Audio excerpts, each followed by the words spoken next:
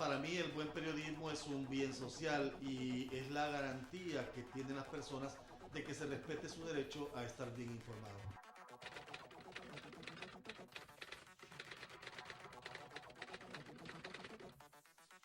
Yo creo que una sociedad sin un buen periodismo está condenada al fracaso. El buen periodismo no solo transmite mensajes, el buen periodismo analiza, interroga, se alimenta de las dudas y busca siempre la verdad.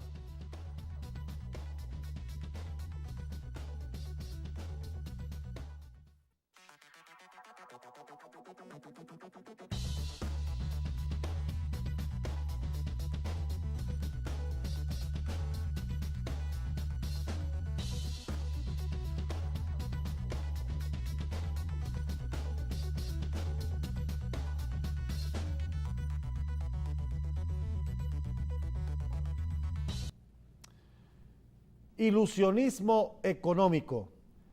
Con mayúscula sorpresa han reaccionado diversos sectores luego de conocer un informe del Banco Interamericano de Desarrollo BID que anunciaba un impacto de más del 12% de reducción en el índice de pobreza extrema en el país, llegándose al punto incluso de aclarar que los datos presentados no son congruentes con una realidad global y que solamente miden el efecto de un programa de gobierno que, como el Vida Mejor, no alcanza a la mayoría de la población.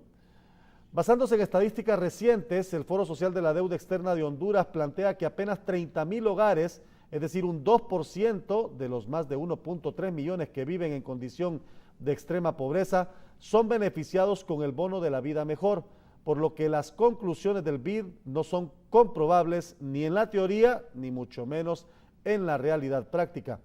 La misma organización, experta en el análisis y medición de la economía, cuestiona que las cifras de crecimiento económico de las que presume el Estado no impactan en los más necesitados. Para 2016, los pobres en Honduras sumaban 5.7 millones de personas y para 2017 los números subieron a poco más de 6 millones. Sobre el mismo tema, el Instituto Centroamericano de Estudios Fiscales destacó que entre 2006 y 2017 la desigualdad económica y social en Honduras se incrementó de manera considerable y que solo con el aumento del impuesto sobre ventas del 12 al 15%, unas 15,000 familias no pobres pasaron a condición de pobreza. Es contradictorio entonces el discurso gubernamental orientado a hacer ver que se incremente el gasto en reducción de la pobreza, pues la realidad muestra que los pobres en Honduras son cada vez más. Los niveles de desigualdad son sumamente altos y mientras el crecimiento económico sea leve, el país no podrá reducir estas cifras. Se necesita crecer un mínimo de 8% para que la población reciba los beneficios de la mejoría económica. ¿Cómo salir de la pobreza? Los bonos y subsidios no son una propuesta de solución a la crisis económica, más en un país en donde se acostumbra a traficar con la necesidad de la gente para fines políticos egoístas. Las medidas gubernamentales deben ser concretas, de impacto social fuerte y de beneficio colectivo. Para poner fin a la pobreza, los países deben invertir en sus habitantes, aumentar la inversión pública en educación, salud, infraestructura, desarrollo tecnológico y otras áreas de interés. De igual forma, reducir el excesivo e improductivo gasto gubernamental. La realidad hondureña, sin embargo, es diferente y desde los gobiernos se maneja la idea de que es preferible empobrecer más a los pobres que sacrificar la riqueza y el poder de pequeños grupos. De allí que lo más fácil es subir los impuestos, fomentar el desempleo y hacer uso de programas de compensación populistas que son pan para hoy y hambre para mañana. A todos y a todas es un gusto saludarlos. Buenas noches, yo soy Aldo Romero y este es su foro dominical Diálogos a través de Maya TV y TVH Internacional. Nuestro tema hoy, ilusionismo económico, a propósito de algunas cifras que se han presentado por parte del Banco Interamericano de Desarrollo a inicios de la semana que generaron reacciones por el tema de que si se reduce o no la pobreza y que al final ha tenido que ser aclarado por los expertos que estas mediciones son particulares de un programa en específico, pero no de la realidad global de la pobreza en Honduras que sigue afectando a un 70% de los habitantes. Está conmigo ya mi invitado esta noche, el licenciado Ismael Cepeda, economista del Foro Social de la Deuda Externa, para que hablemos un poquito sobre estas cifras que generaron controversia, que generaron alarma, y no alarma positiva, sino que negativa, porque dice la gente, ¿dónde está entonces esa reducción del 12%? Al final se aclaró que estaban midiendo el programa Vida Mejor, pero como ya hemos dicho, este programa no beneficia a una mayoría de la población, es decir, llega a cierto grupo poblacional que en efecto recibe algún beneficio. Habrá que medir si lo saca o no de la pobreza. Es un gusto saludar. Muy buenas noches, es un placer estar aquí y poder abordar un tema y sobre todo una frase que ha acuñado el Foro Social de la Deuda Externa y Desarrollo de Honduras, que es el ilusionismo económico. Sí. Ese ilusionismo sobre todo porque en estos momentos hay un uso y un sobreabuso de muchos de los indicadores macroeconómicos y que tratan de generalizar la realidad hondureña, es decir, unas tasas de crecimiento por encima del 3.5, ya con eso tratan de dar una imagen de que se ha solventado el crecimiento económico, el desarrollo económico, por tener algunas disminuciones del déficit fiscal, tener otro tipo de indicadores positivos, sobre todo en la materia macroeconómica, y eso lo que nos hace es que el FOSDE trate de debatir y rebatir este tipo de situaciones que estamos teniendo, sobre todo de los tecnócratas que tratan de darnos eso, ilusionismo económico. Sin embargo, también va muy ligado al ilusionismo económico, y este va a ser una de las premisas del programa, es que también está sostenido por prácticamente uno que le queremos llamar la poesía económica, es decir, esa poesía que nos enseña la academia de muchos teóricos sobre, bueno, nosotros tenemos una tasa de la retórica y de que nosotros, por ejemplo, lo que se acaba de discutir con el bono, ¿sí? Las transferencias monetarias condicionadas, así como se conocen popularmente, que son los bonos, sacan de la pobreza a las familias. Tenemos también donde el mismo crecimiento económico trata de tener un efecto o un efecto derrame, como lo dice la teoría, que cuando se sacien los grandes capitales, prácticamente al pobre lo va a bañar cuando crean esa riqueza. Entonces el FOSDE lo que trata de hacerlo de manera más simple es que la ilusión económica que nos están vendiendo actualmente, y sobre todo de parte del gobierno, y donde también muchos de los organismos internacionales, así como el BID, que intenta justificar muchos de los fondos que van destinados a estos programas sociales, como el Banco Mundial, el mismo Fondo Monetario Internacional, nosotros tratamos de colocar en el debate público prácticamente si son reales estas cifras, y donde también es importante recordar que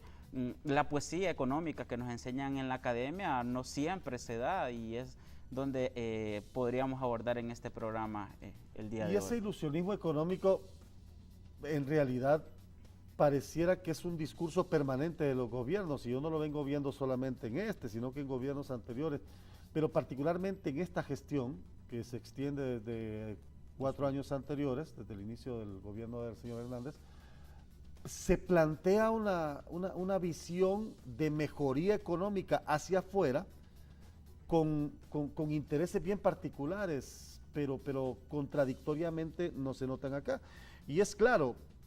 puede ser que el país esté creciendo a un 3.5%, pero para un país como Honduras, con los niveles de subdesarrollo, con los niveles de pobreza, de baja productividad, de bajos salarios, de altos impuestos, de baja inversión pública, de alto gasto público, crecer al 3.5% es crecer nada.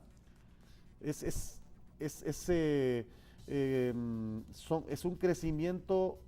insignificante en el sentido de beneficio colectivo. Tendríamos que crecer mucho más allá, quizás al doble o un poquito más del doble, para que pudiese notarse un poquito esa mejoría. Pero se nos vende eso, que estamos bien, que las economías son sanas, que estamos creciendo, que afuera hay muy buena imagen del panorama económico de Honduras. Bueno, ese es el asunto del ilusionismo económico, con un indicador como el Producto Interno Bruto, que a medida crece año con año esa tasa de crecimiento, tratamos de generalizar la economía. Sin embargo, aquí hay dos comentarios puntuales. El primero es que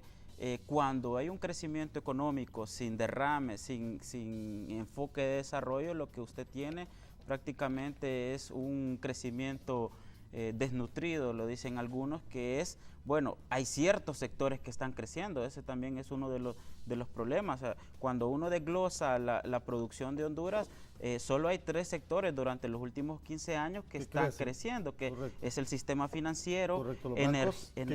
que nos generan desarrollo. Y prácticamente el crecimiento que ellos tienen es a costa del sacrificio del hondureño por altas tasas de interés. Lo vemos en las tarjetas de crédito y los miramos en los mismos créditos que van a sectores como a vivienda y agricultura. De ahí también tenemos la energía y cuando nosotros en Honduras estamos pagando casi el doble de lo que se vende a nivel regional, es decir, 18 centavos de dólar, cuando en El Salvador o en Nicaragua se vende a 9 centavos. Y aparte de que ese sector para instalarse necesita grandes exoneraciones fiscales, es decir, al final podría costarnos ese kilowatt a 21 a 22 centavos. Y el tercer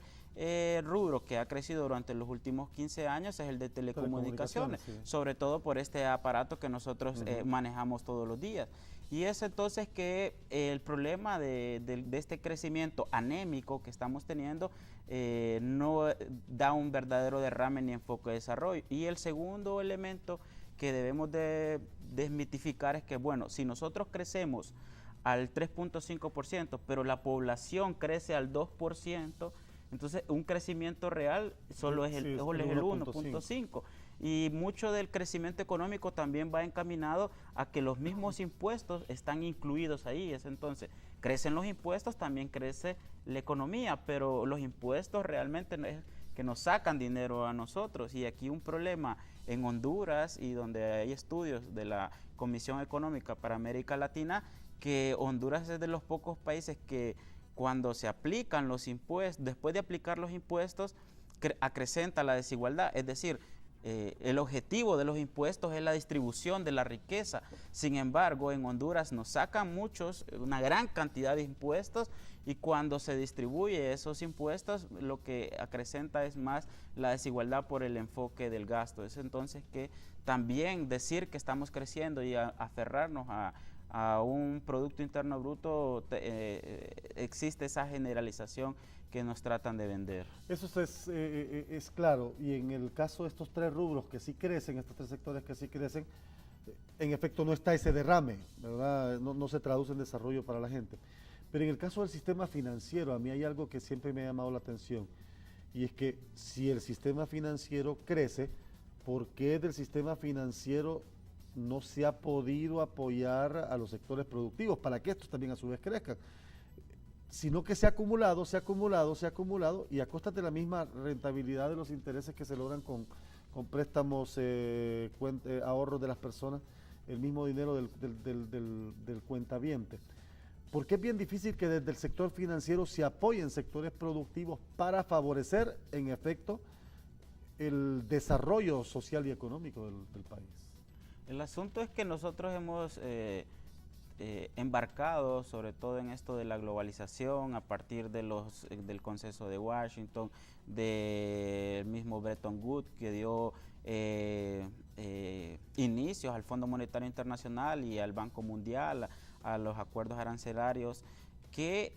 uno de los elementos más importantes para dar desarrollo o desarrollo sostenible es la desregularización del sistema financiero, es decir, quitarle barreras para que esté a libre albedrío prácticamente el sistema financiero. Y si no lo observamos en Honduras, se le dio a partir de febrero un 10% más para que manejen las divisas, porque fue una recomendación del Fondo Monetario Internacional de tener un mejor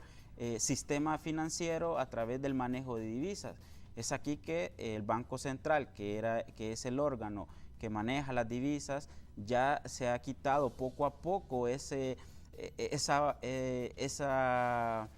obligaciones y las ha trasladado al sistema financiero, y por eso ahora la